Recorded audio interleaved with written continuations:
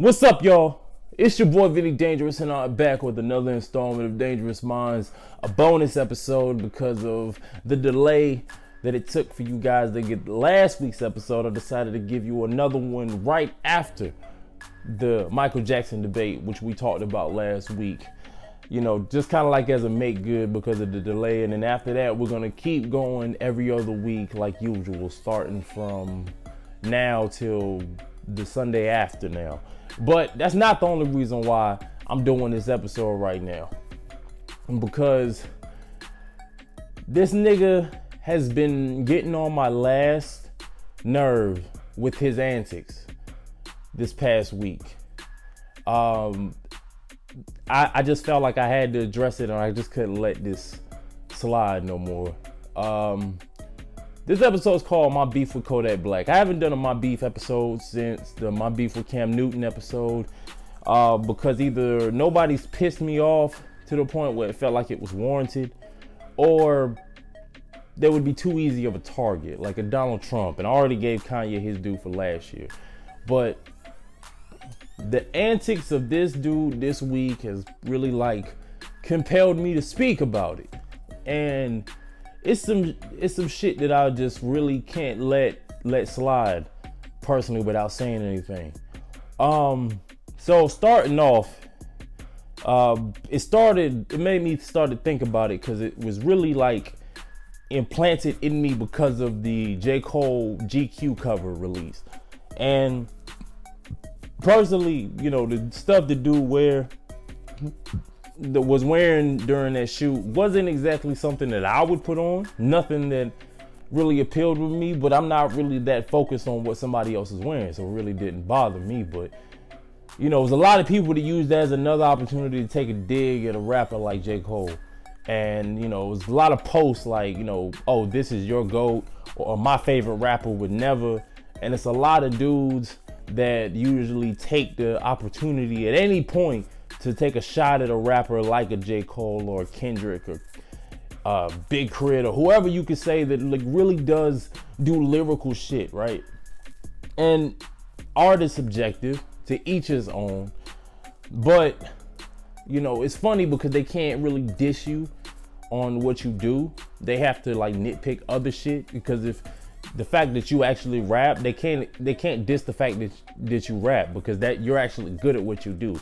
You know, on the inverse, other artists that they like, a lot of the criticism comes from the fact that they can't fucking rap. That's basically the biggest thing.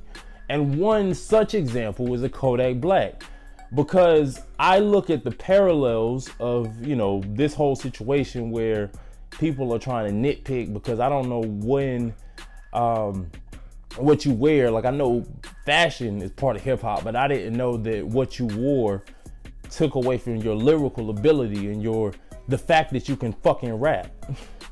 But to get off that, because it made me think about how, you know, the same people that are talking this shit are probably fans of Kodak Black. And I'm watching this dude make an absolute fucking fool of himself the last week.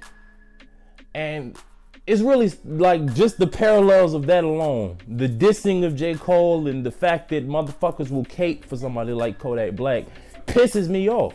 So it started off, I'm not even gonna address the Young M.A. stuff, but it started with her. And this dude, that's the biggest thing people are taking from, because this weird ass nigga is really trying to get at this obviously homosexual woman that has no interest in this man, but he is just relentlessly just trying to have sex with her, and she has no desire to have sex with him. And you know, I'm not really gonna say too much about that, because this nigga is, you know, gonna get dealt with probably when she sees him, because she already let it be known she wants to see him in person and have a word with him, and that shit's gonna get dealt with however she want to deal with it. So I ain't really got too much to say about it. But it's just the fact that this nigga is saying shit like, you know, you got a pussy, why don't you want it to be penetrated or some shit like that. And it's just very uncomfortable to watch. And the fact that it's dominating the news cycle is hard to avoid. And the fact that this nigga has a rape charge that is still pending, the same rape charge that he got up in his feelings about when Ebro in the Morning vaguely talked about the shit. I wanted to talk about the nigga when that happened, because I thought he had like a little bitch, but I didn't really feel that compelled to talk about it. It was more important shit to talk about. But just the fact that they brought it up in a way where it was respectful, they addressed the fact that they can't really get into it right now because it's still ongoing.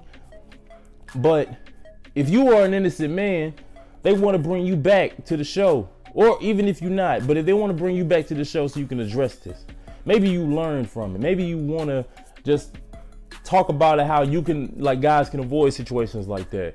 Learning consent, you know, just having a conversation, a mature conversation about sexual assault, especially with everything that's been dominating the news with the Me Too movement and R. Kelly and all this other stuff. And instead of being a mature adult, which they probably thought you were, they decided to, you decided to get in your feelings, get upset, started to disrespect the people in the room, and then bitch out of the room. So, and then there was people that were real quick to try to jump on Ebro in the Morning and everybody that was in that room, jump on their case, because you are caught up in a situation that in one way or another you could have avoided. Whether you are innocent or not, there was still some wrongdoing on your part at some point. And even if there isn't, if you are an innocent man, this shouldn't bother you so much, but you acted like somebody that didn't want to be exposed, and you just felt like the mere mention of that shit was going to expose you. That you were going to be, because it's not like anybody else is asking you about this shit. It's not like you couldn't have, you know, had your people say, hey, we don't want to talk about this, do media prep, because they already addressed the fact that you didn't address that. You didn't, you know, get your people to say, hey, we don't want this mentioned on air. You didn't do that. They already said you didn't do that. So the fact that you have this rape charge that you so uptight and sensitive about, why would you say things and do things to somebody that doesn't want nothing to fucking do with you, and you're harassing her, still pursuing her after she's made it perfectly clear that she doesn't want nothing to fucking do with you? So the fact that you are already a weirdo is already bad enough. But the story that had me tight, the thing that's not really talked about as much, is the whole thing with Sticky Fingers. Now there's no confirmation that this shit even happened. You know what I'm saying? Like, it could have been made up. But apparently this nigga was, you know, apparently he's saying that he punched Sticky Fingers just because he didn't like his old head energy. He didn't like his old head energy being on his tour bus on some weirdo shit. And I do not appreciate this generation's just desire to disrespect the greats. I don't give a fuck if somebody like Anthony Fantano tries to say it's like the new punk shit because they don't give a fuck about what came before them. This is shit that I love, right? I respect hip hop. I respect the history of hip hop. I respect the people that came before me. If I got a personal problem with somebody like, you know, a Joe Budden, or I don't know, maybe if I had an issue with Sticky Fingers, it would be because I have an issue with him on a personal level. But just the fact that he was in your presence and you just felt some type of way because you have no respect for the people that came before you, the generations that came before you, makes me fucking sick. I don't like that shit. I don't like when Lil Yachty says it. I don't like when Lil Uzi said it. And I've addressed them on this show the same way that I'm addressing you. But the fact that you said that you was physically assaulting somebody just because they were an old head pisses me off. Just the fact that you occupy a space that was paved, a path that was paved by the guys that you disrespect on a daily basis, pisses me off. The fact that somebody like me, there's a chance that me as an up-and-coming rapper, just like many other up-and-coming rappers that really have a passion and love for this shit, could never make it to the level that you've made it. And you wouldn't even have this spot. This lane wouldn't even have been created for you if these rappers did not exist before you. So the fact that you felt compelled, whether physically, verbally, or any other way disrespect these artists pisses me off. And I understand the fact that you are who you are. This idiot.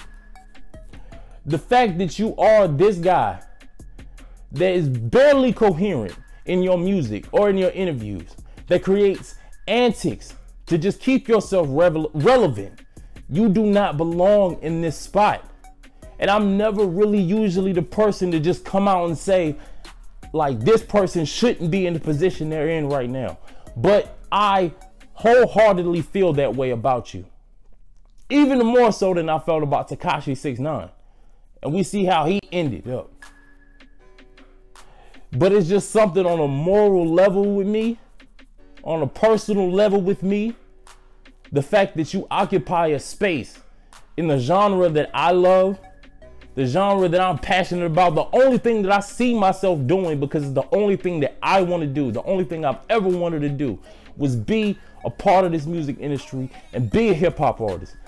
The fact that it's something that I love and I see somebody disrespecting it, disrespecting the people that made it possible for me to even exist, for me to even call myself a hip hop artist, pisses me off. So this is a message to you, Kodak Black. This is a message to everybody else that feels compelled to disrespect hip hop, to disrespect their roots and disrespect their history. Because whether you like it or not, you are categorized as a hip hop artist, just like I am, just like the guys that want to diss Cole and Kendrick, want to call them boring, want to say that they dress weird and they act weird. The fact that they don't rap about the dumb shit that you rap about.